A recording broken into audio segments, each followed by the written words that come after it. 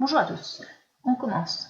Donc vous avez remarqué qu'en fait ce chapitre allait être très rapide, que les définitions avaient déjà été données et que maintenant il s'agissait simplement d'exercices. Quasiment on peut considérer que donc, dès que la définition de PKS est donnée, de KS, de PKS et de la solubilité, que ces trois définitions sont données, le chapitre est terminé. Donc là nous ne faisons que des exemples. Alors on va regarder en fait sur quoi est-ce qu'on peut jouer, sur quels facteurs peuvent influencer la solubilité d'une espèce. Alors vous savez bien que la température va jouer bien souvent. Alors on peut parler par exemple du sucre. C'est pas un solide ionique, c'est du saccharose, mais le sucre, vous savez très bien que vous allez pouvoir dissoudre davantage de sucre dans l'eau si la température est plus élevée. Et donc ça va dépendre en fait, le facteur température va dépendre des facteurs liés à la dissociation et la dispersion et à la solvatation en fait, des ions. Parce que on va commencer par dire, déjà, séparer des ions requiert de l'énergie. Donc c'est un processus endothermique. Il nécessite de la chaleur pour se dérouler. Le système prélève de l'énergie au milieu extérieur, prélève de l'énergie au milieu extérieur pour que ce processus s'effectue. Prélève de l'énergie au milieu extérieur. Au contraire, la solvatation, c'est-à-dire le fait que les ions s'entourent de molécules de solvant, est un processus exothermique. Là, ça va libère de l'énergie vers le milieu extérieur, vers l'extérieur. L'énergie vers l'extérieur. Et donc, ce qui va différencier la mise en solution d'un solide ou d'un autre, entre les deux, et ce sera la somme de ces deux énergies. L'énergie de séparation des ions et l'énergie liée à la solvatation de ces ions. Donc ça c'est ce que vous allez voir en deuxième année.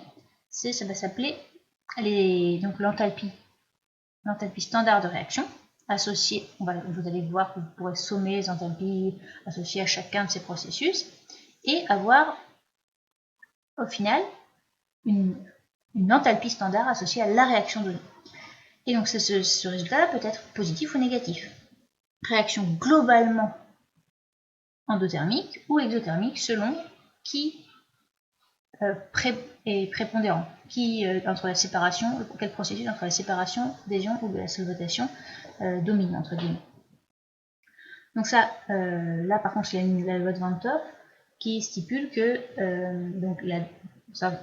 vous la reverrez, ne retenez même pas cette année, la dérivée par rapport à la température de Ln de K, K étant la constante d'équilibre, est égale à l'enthalpie standard de la associée à la réaction divisée par RT carré. Et en fait, une élévation de T déplace l'équilibre dans le sens de la réaction endothermique. Donc ça, vous le reverrez, ça fait partie vraiment de la chimie que vous voyez en deuxième année.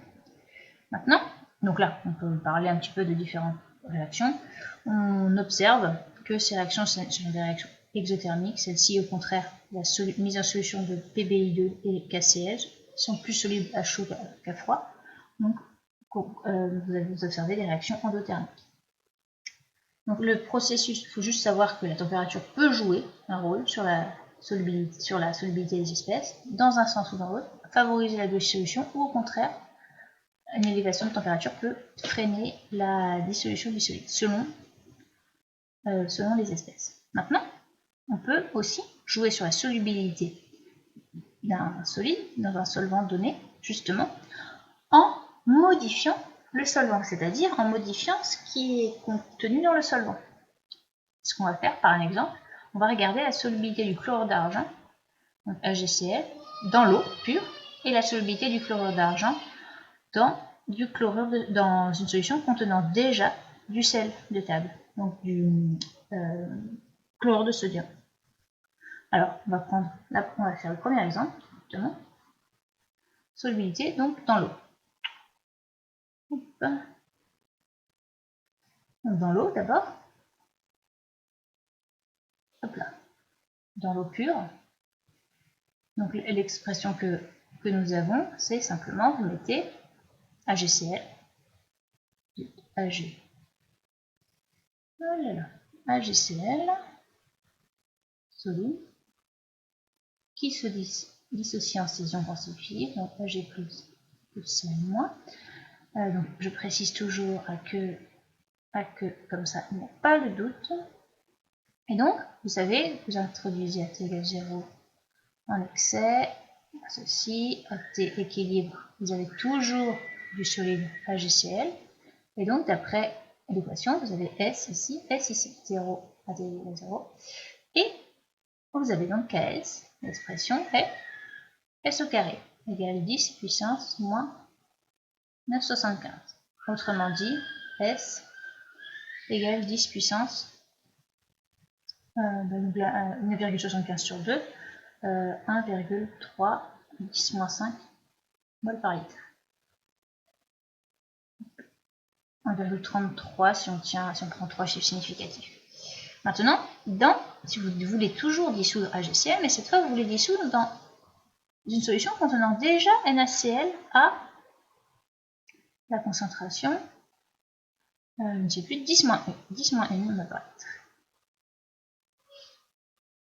Eh bien, le tableau d'avancement, maintenant, va nous donner donc AgCl solide, on va donner Ag+, solution aqueuse, plus Cl-, solution aqueuse. Sauf que donc ici vous introduisez celui-ci en excès, à T0, mais que vous avez déjà 10 moins 1 mol par litre, j'aurais dû mettre C0 ici, je ne mets pas la valeur numérique, C0 déjà. Et vous avez par contre 0 en Ag+, à l'équilibre. Eh bien, je remplis, on a toujours excès ici, on a S', on a noté S' plutôt, et donc ici, S' plus C0, ce qui nous donne KS égale S' multiplié par, c'est pas très lisible depuis que j'ai mis le S à ce niveau-là, on a l'impression que c'est R fois S, on lisait bien les indices, S fois S' plus C0. Avec C0 égale 10 moins 1 mol par litre, on résout, ça nous donne S' égale, à la calculatrice, 1, en perdant 3 chiffres significatifs, 1,78, 10 moins 9 mol par litre. Donc là, évidemment, j'avais fait un exemple où la quantité de Cl- était déjà énorme, hein, 10 moins 1 mol par litre, c'était énorme. Et donc, ce que l'on peut dire comme conclusion, c'est la présence à l'état initial de NaCl augmente la concentration en ion Cl-, augmenter la concentration en ion Cl-. Et donc, en fait, l'équilibre de précipitation s'oppose à cette augmentation. Alors, on peut mettre ça déjà. La présence de NaCl à l'état initial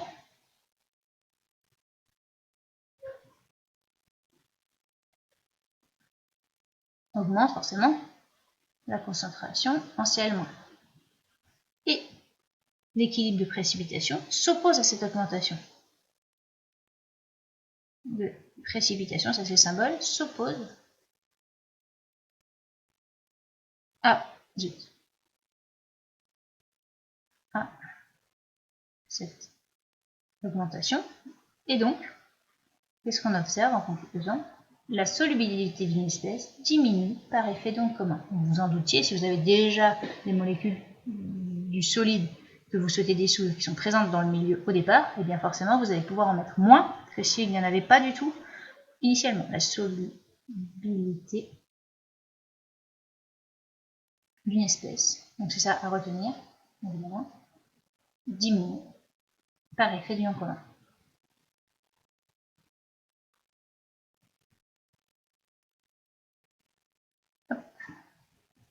En commun, ouais, j'aurais dû mettre le singulier. Bon. Alors, à retenir,